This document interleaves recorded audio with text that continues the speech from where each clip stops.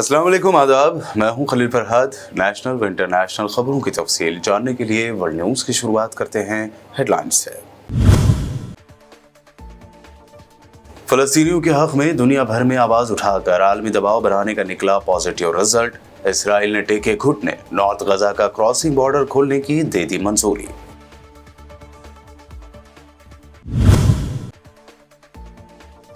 हजारों फ़लस्तीनियों की मौत पर खामोश रहने वाले यूएई ने गैर मुल्की फलाही इदारे के 7 कारकुनों की हलाकत पर उठाया बड़ा कदम।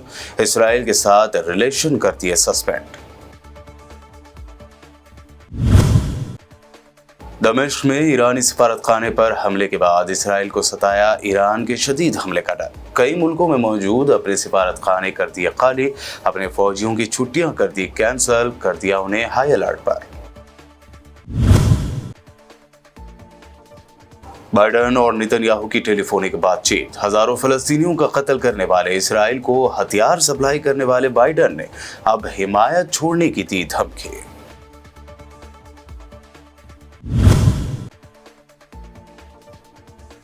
योगी गवर्नमेंट को झटका। यूपी मदरसा एक्ट पर सुप्रीम कोर्ट ने दी 17 लाख मदरसा तालिब इल्मों को राहत। 2004 के कानून के तहत जारी रहेगी पढ़ाई।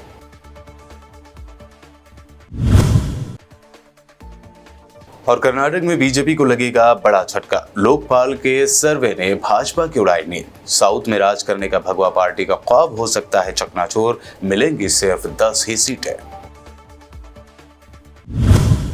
ये थी हेडलाइंस। बढ़ते हैं खबरों की तफसील की जाए। दुनिया भर में फ़लस्तीनियों के हक में होने वाले मुजाहिरों और शदीद आलमी दबाव के सामने आखिरकार घुटने टेकते हुए इसराइली कैबिनेट ने इंसानी हमदर्दी की बुनियाद पर शुमाली गजा का क्रॉसिंग बॉर्डर खोलने की मंजूरी दे दी है।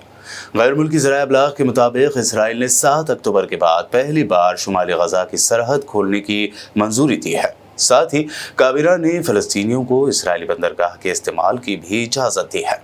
अमेरिकन मीडिया के मुताबिक इसराइली फिजाई हमले में 7 गैर मुल्की इमदादी रजाकारों की हलाकत पर इसराइल आलमी दबाव का शिकार है।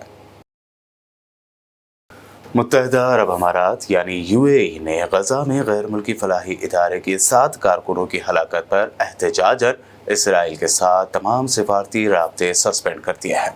अरब मीडिया का इस हवाले से कहना है कि इसराइल में तैनात अमारती सफ़ीर मोहम्मद अल ख्वाजा का अपने बयान में कहना था कि इमदादी कारकुनों की हलाकत सियाह तरीन दिन है। सऊदी वली अहद शहजादा मोहम्मद बिन सलमान और जॉर्डन के किंग अब्दुल्ला के दरमियान टेलीफोनिक राब्ता भी हुआ, जिसमें दोनों रहनुमाओं ने गजा में होने वाली पेशरफ्त पर तफसीली बातचीत की। सऊदी अरब और जॉर्डन के रहनुमाओं ने इत्तेफाक किया कि 2 रियासती हल की बुनियाद पर मसला फ़लस्तीन का सियासी हल तलाश करने की ज़रूरत है। हमास के पॉलिटिकल ब्यूरो के चीफ इस्माइल हानिया ने फ़लस्तीन की आज़ादी और इसराइली रियासत के गैर कानूनी तसल्लुत से निजात के लिए आलमी और अवामी महाज की तश्कील पर जोर दिया, जो कि काबिज़ दुश्मन के खिलाफ खड़ा हो, इस जारहियत को ख़त्म करे और इस आज़ादी की जंग की हिमायत करे। हानिया ने एक तकरीर में कहा कि तूफ़ान अल-अक़सा से ये उम्मीद पैदा होती है कि यरूशलेम को आज़ाद कराना और उसे काबिज़ हमलावरों से पाक करना एक तारीख़ी मौका और इंतहाई ज़रूरी है।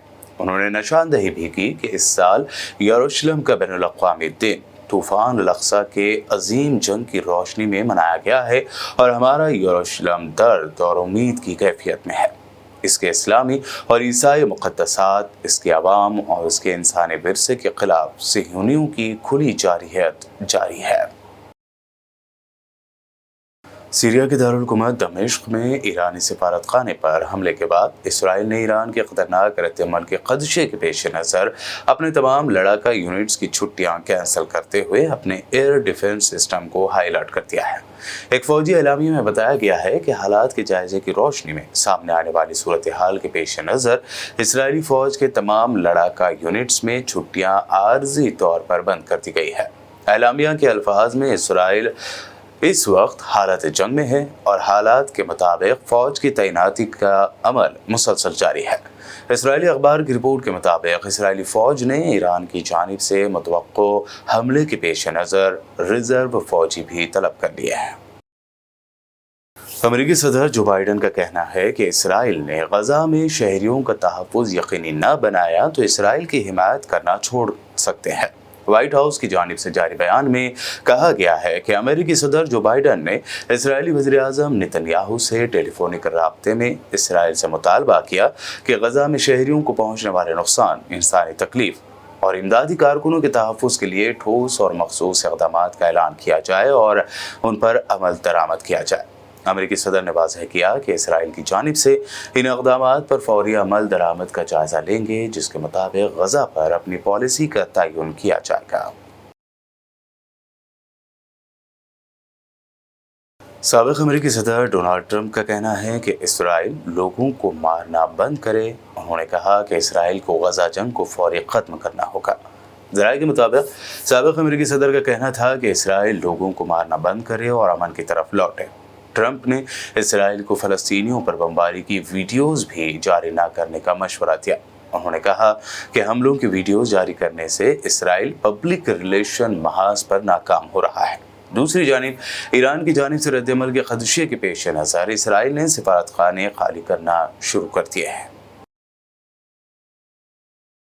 अमेरिका में मुस्लिम कम्युनिटी ने सदर जो बाइडन की जानिब से व्हाइट हाउस में सालाना इफ्तार डिनर की दावत ठुकरा दी है। मीडिया रिपोर्ट्स के मुताबिक व्हाइट हाउस में हर साल इफ्तार डिनर का एहतमाम किया जाता है, लेकिन इस साल गजा जंग में इसराइल की अंधी हिमायत पर मुस्लिम कम्युनिटी ने जो बाइडन इंतज़ामिया की इस दावत को मुस्तरद कर दिया। न्यूयॉर्क टाइम्स की रिपोर्ट के मुताबिक मदऊ किए गए बहुत से मेहमान गजा जंग में इसराइल की हिमायत पर जो बाइडन इंतज़ामिया से नाराज़ हैं। उन्होंने ऐलान किया कि वो इसमें इफ्तार में शरीक नहीं होंगे। मुस्लिम कम्युनिटी के बाइकाट पर मजबूरन व्हाइट हाउस ने अपने ही अमले के लिए एक छोटी सी तकरीब का एहतमाम किया। बुलेटिन में खबरों का सिलसिला लगातार यूं ही जारी रहेगा। फिलहाल रुकते हैं एक छोटे से ब्रेक के लिए।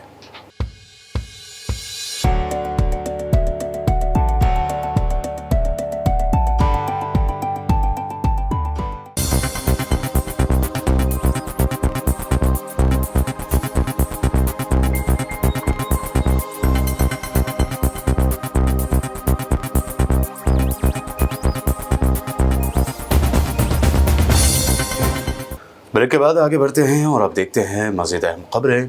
उत्तर प्रदेश मदरसा एक्ट को लेकर सुप्रीम कोर्ट ने इलाहाबाद हाई कोर्ट के फैसले पर अबूरी रोक लगा दी है।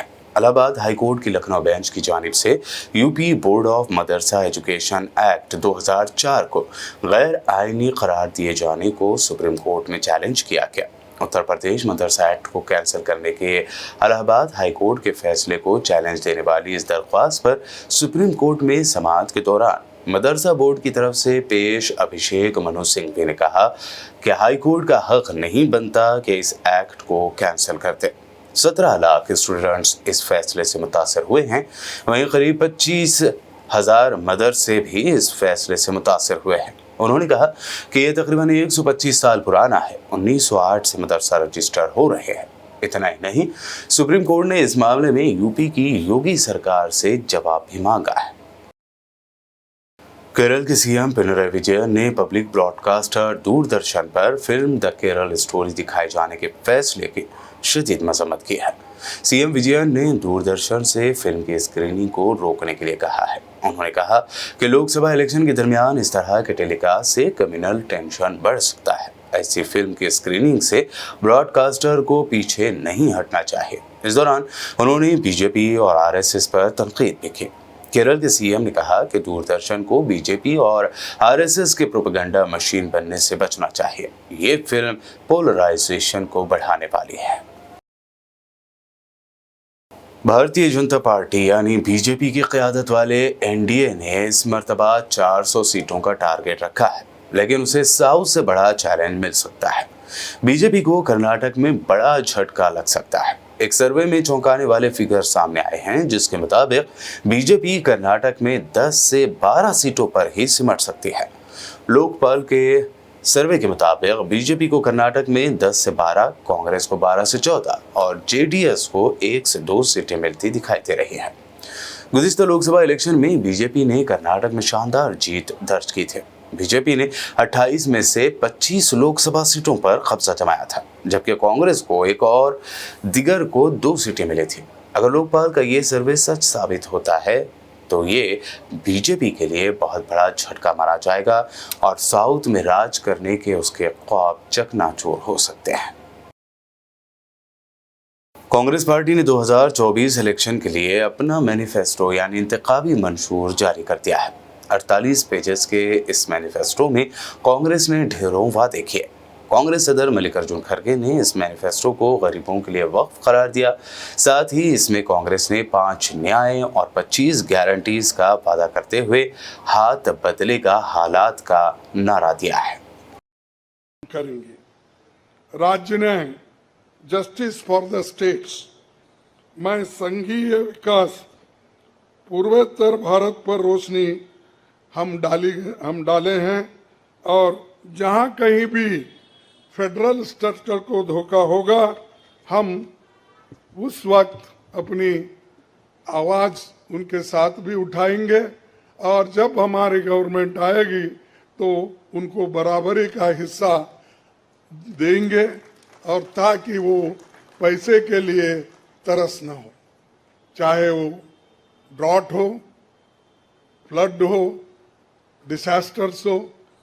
इसके लिए नेचुरल डिसास्टर, इन सब के लिए फेडरल गवर्नमेंट को कानून के तहत जो मदद मिलना चाहिए वो हम जरूर उनको दिलाएंगे। उसी के साथ देश की प्रतीक्षा और आंतरिक सुरक्षा के महत्व को ध्यान में रखकर रक्षा न्याय की भी खंड है, जिसमें विदेश नीति भी है और विदेश नीति हमारी अब तक सफल हुई है और उसी नीति पे अगर ये लोग काम करते थे और ठीक ढंग से चलते थे और बहुत से मुश्किल हमको आज जो आ रहे हैं वो कभी नहीं आते थे। तो इसीलिए हम अपना रक्षा न्याय का देश की रक्षा के लिए पूरा हम काम करेंगे। आखिरी एक महत्व का बिंदु पर्यावरण न्याय भी देंगे। आप सभी से मैं अनुरोध करूंगा कि घोषणा पत्र को बारीकी से देखें, परखे। इसमें आपको भविष्य के भारत की शानदार नया तस्वीर दिखेगा और इसके लिए आप ठीक ढंग से आप काम कर सकते हो। कांग्रेस कायद राहुल गांधी ने 2024 के इलेक्शन को जमहूरियत और कॉन्स्टिट्यूशन को बचाने वाला इलेक्शन करार दिया। उन्होंने कहा कि ये इलेक्शन दो ताकतों के दरमियान है। जो चिदम्बरम जी ने कहा उससे मैं सहमत हूं, मगर ये जो चुनाव है ये लोकतंत्र को और संविधान को बचाने का चुनाव है। एक तरफ एनडीए नरेंद्र मोदी जी जो कॉन्स्टिट्यूशन पर आक्रमण कर रहे हैं, लोकतंत्र पर आक्रमण कर रहे हैं, इंस्टीट्यूशंस को कैप्चर कर रहे हैं, और दूसरी तरफ इंडिया अलायंस जो कॉन्स्टिट्यूशन की रक्षा करता है, लोकतंत्र की रक्षा करता है। तो ये चुनाव इन दोनों फोर्सेस के बीच में है। मुल्क भर में लोकसभा इलेक्शन को लेकर सियासी सरगर्मियां जारी हैं। ऐसे में बंगाल की सीएम और तृणमूल कांग्रेस की सरबराह ममता बनर्जी ने पीएम मोदी की तस्वीर वाले राशन पर कहा कि मैं भूखी मर जाऊंगी लेकिन ये राशन नहीं खाऊंगी। ममता के इस बयान पर बीजेपी ने सवाल उठाए हैं। बंगाल बीजेपी लीडर शुभेंदु अधिकारी ने एक्स पर ममता का वीडियो पोस्ट किया है।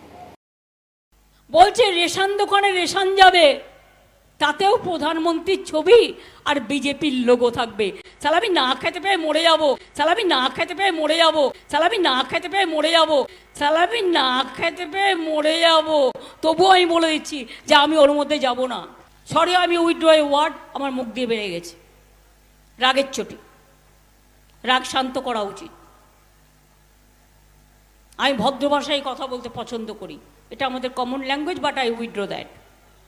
जेल से बाहर आने के बाद अपनी पहली प्रेस कॉन्फ्रेंस में आप लीडर संजय सिंह ने बड़ा इंकशाफ करते हुए कहा कि शराब घोटाला आम आदमी पार्टी ने नहीं बल्कि बीजेपी ने किया है। उन्होंने कहा कि शराब घोटाला मामले में बीजेपी के कई बड़े लीडर शामिल हैं। इस दौरान उन्होंने श्रीनिवासलू रेड्डी की एक तस्वीर भी दिखाई जिन्हें टीडीपी ने उम्मीदवार बनाया है। एक व्यक्ति है मंगुंटा रेड्डी, जिसने कुल 7 बयान दिए, कुल 3 बयान दिए। उसके बेटे राघव मंगुंटा ने 7 बयान दिए, बाप बेटे ने मिला के 10 बयान दिए। और इस 10 बयान को पीछे जब उनसे पहले पूछा गया, 16 सितंबर को पूछा गया, ईडी के द्वारा पूछा गया कि क्या आप अरविंद केजरीवाल से मिले थे, जानते हैं, तो उसने उसी बात की सच्चाई को उजागर किया। जो बात सच थी, उसने कहा हां मैं मिला था, लेकिन चैरिटेबल ट्रस्ट की जमीन के मामले में मिला था। लेकिन उसके बाद उसके बेटे को, राघव मंगुंटा को गिरफ्तार किया जाता है। राघव मंगुंटा को जेल के अंदर रखा जाता है, 5 महीने तक जेल में रखा जाता है, और तब वो अपना बयान बदल देता है। 16 सितंबर पर पहली बार कार्रवाई होती है मंगुंटा रेड्डी सांसद पर, रेड होती है 16 सितंबर 2022 को, और 10 फरवरी तक लगातार उसको कहा जाता है बयान दो, बयान दो, बयान दो केजरीवाल के खिलाफ। वो बयान नहीं देता तो 10 फरवरी को उसके बेटे राघव मंगुंटा को गिरफ्तार कर लिया जाता है। और 10 फरवरी से लेकर 16 जुलाई तक 7 बयान लिए जाते हैं राघव मंगुंटा के, मंगुंटा रेड्डी सांसद के बेटे राघव मंगुंटा। और उन 5 महीनों में जो 7 बयान वो देता है, उसमें भी पूछा जाता है 6 बयान में अरविंद केजरीवाल को जानते हो, अरविंद केजरीवाल ने कोई घोटाला किया है, अरविंद केजरीवाल पे कुछ बोलना है। उसने कहा नहीं नहीं, उसका होता है और वो बदल जाता है, वो वही साजिश का हिस्सा बन जाता है। बिहार के पूर्णिया सीट से आज़ाद उम्मीदवार के तौर पर पप्पू यादव ने अपना नॉमिनेशन फाइल कर दिया है। हालांकि उन्होंने आज़ाद उम्मीदवार के तौर पर अपना पर्चा नामजदगी दाखिल किया। लोगों को हैरत उस वक्त हुई जब पप्पू यादव नॉमिनेशन के वक्त स्टेज पर ही फूट फूट कर रोने लगे। उन्होंने कहा कि कई लोगों ने मेरे सियासी कत्ल की साजिश रची, लेकिन मैं आज़ाद उम्मीदवार हूं, ताहम कांग्रेस की हिमायत मुझ पर है और मैं कांग्रेस का वफादार रहूंगा और इंडिया अलायंस को जीत दिलाने की पूरी कोशिश करूंगा। हमने कहा पूर्णिया नहीं छोड़ेंगे, नहीं छोड़ा। हमने कहा मरना पसंद करेंगे, कांग्रेस नहीं छोड़ेंगे। जब तक जिंदा हैं तब तक राहुल गांधी और प्रियंका गांधी की विचार हमारे जिंदगी में दफन होगी, हम उसे नहीं छोड़ेंगे। और तीसरी बात याद रखिएगा, मैं इंडिया गठबंधन मजबूत हो, मैं प्रयास करूंगा। और अब आखिर में हेडलाइंस पर डालते हैं एक और नजर। फलस्तीनियों के हक में दुनिया भर में आवाज उठाकर आलमी दबाव बनाने का निकला पॉजिटिव रिजल्ट। इसराइल ने टेके घुटने, नॉर्थ गजा का क्रॉसिंग बॉर्डर खोलने की दे दी मंजूरी।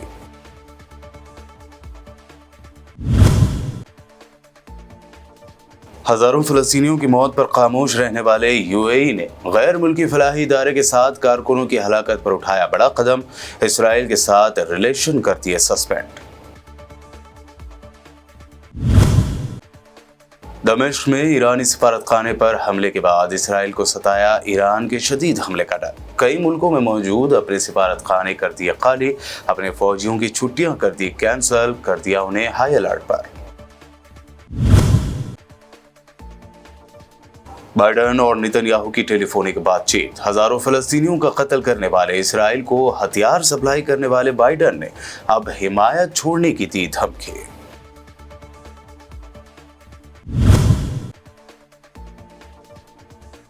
योगी गवर्नमेंट को झटका, यूपी मदरसा एक्ट पर सुप्रीम कोर्ट ने दी 17 लाख मदरसा तालिब इल्मों को राहत। 2004 के कानून के तहत जारी रहेगी पढ़ाई।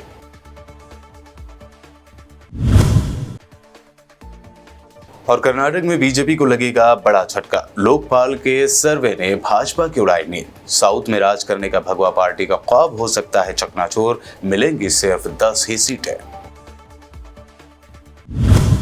वर्ल्ड न्यूज में अभी आपने देखी अब तक की अहम नेशनल व इंटरनेशनल न्यूज। मजीद ताज़ा तरीन अपडेट्स और दिलचस्प प्रोग्राम्स के लिए देखते रहिए BPN चैनल।